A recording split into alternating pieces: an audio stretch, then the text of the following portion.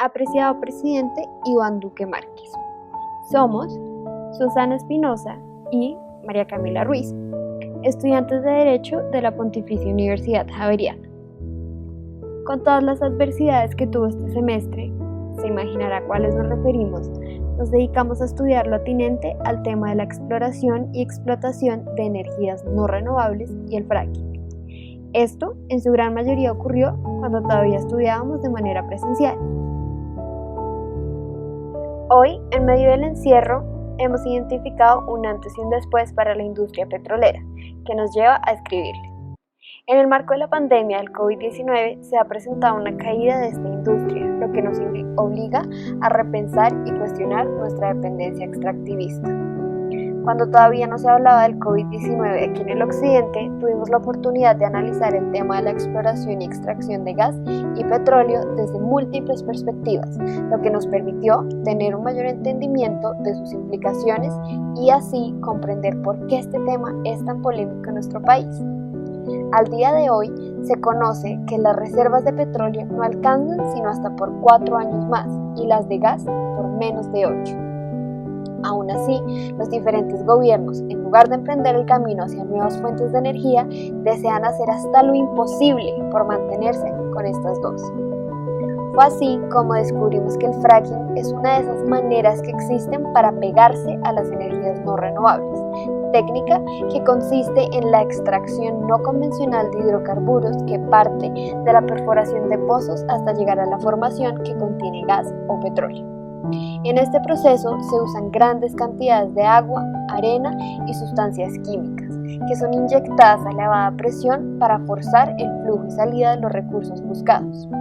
Dentro de nuestro estudio, nos vimos obligadas a remitirnos a diferentes pronunciamientos de las altas cortes, siendo una de las más significativas la sentencia con radicado 57819 del 2018 del Consejo de Estado, en virtud de la cual esta corporación otorgó la concesión de medida cautelar, la cual suspende el decreto 3004 de 2013 y la resolución 90341 de 2014 del Ministerio de Minas y Energías, instrumentos que buscaban dar vía libre al fracking en el territorio nacional.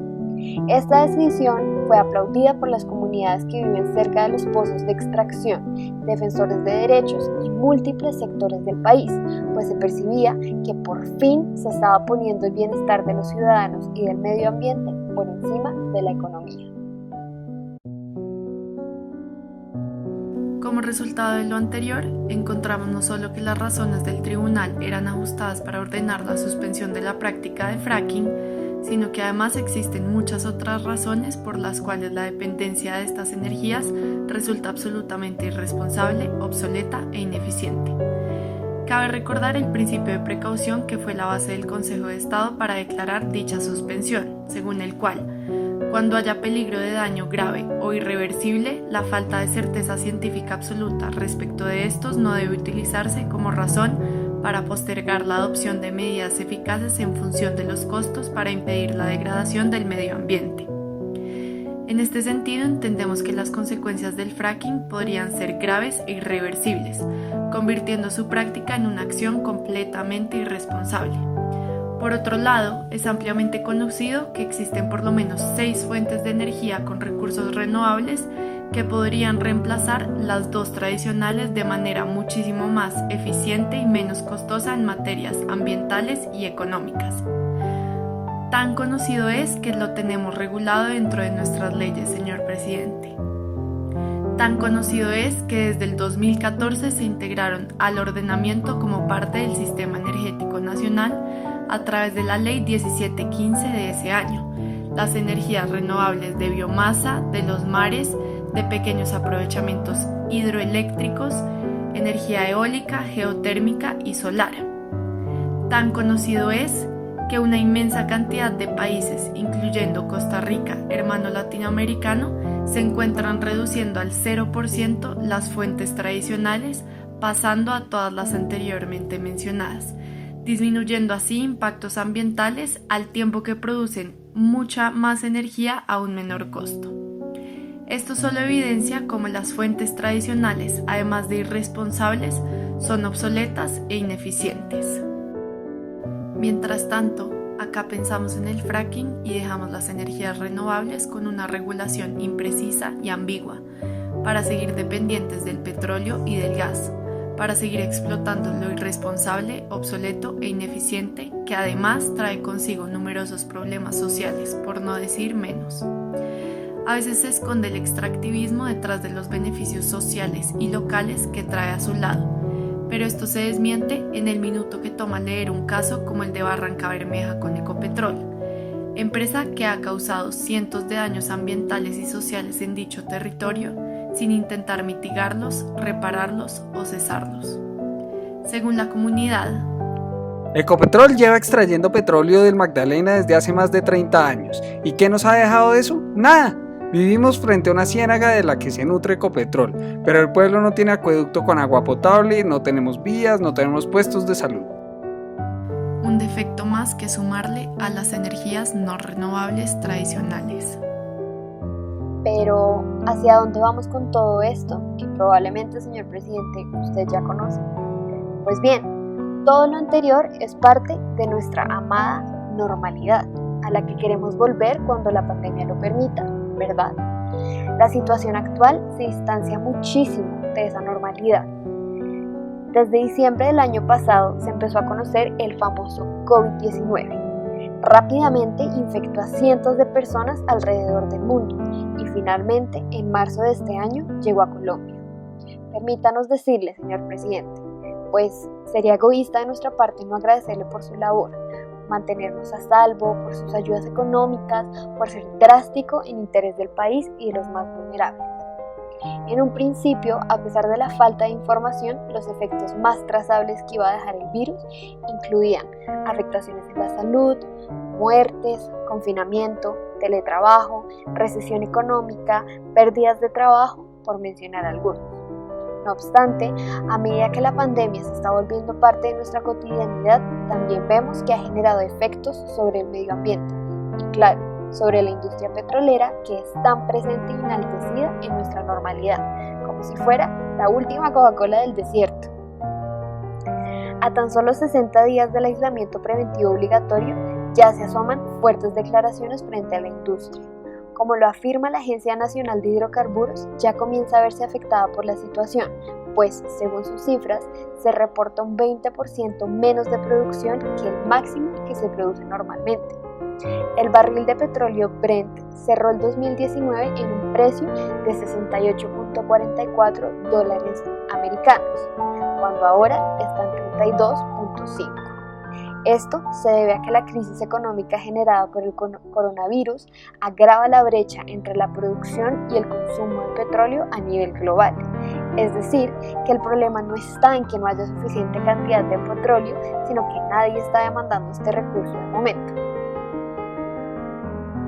O sea que el cuento de que el fracking lo necesitábamos porque nos íbamos a quedar sin petróleo se vuelve pura paja. Adicionalmente, uno de los efectos medioambientales que deja el uso del petróleo es la producción enorme de emisiones de CO2, siendo uno de los gases más contaminantes y nocivos para el cambio climático. Desde que empezó el confinamiento en varios países del mundo, los expertos reportan una caída histórica en dichas emisiones, puesto que en cuestión de pocos meses, los niveles de este en el aire disminuyeron considerablemente.